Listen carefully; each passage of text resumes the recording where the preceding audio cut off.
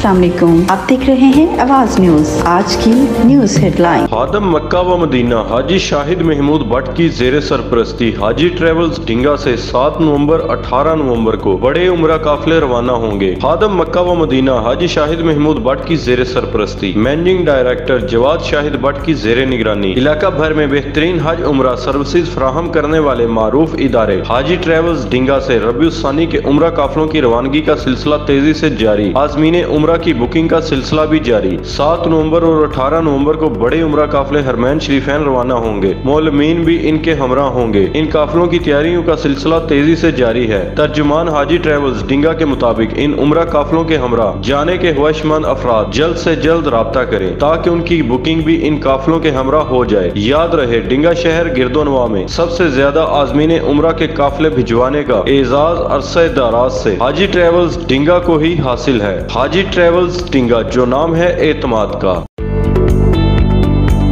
पंजाब भर में smoke emergency नाफिज। तमाम स्कूलों में तलबा के लिए मास्क लाजमी करार। स्कूलों में छुट्टी और ट्रांसपोर्ट बंद करने से फर्क नहीं पड़ेगा। 1 माह के लिए तमाम स्कूलों में तलबा के लिए मास्क लाजमी करार। आवाम से मास्क का इस्तेमाल करने की अपील। सूबाई वज़रा को कल से सरकारी व निजी स्कूलों के विजिट की भी हदायत कर दी गई। स्मोक के दौरान काश्तकारों के खिलाफ चालान वापस लेने का हुक्म भी दे दिया गया। निगरान वज़ीर आला की ज़ेर सदारत इजलास में स्मोक के तदराक के लिए अहम फैसले।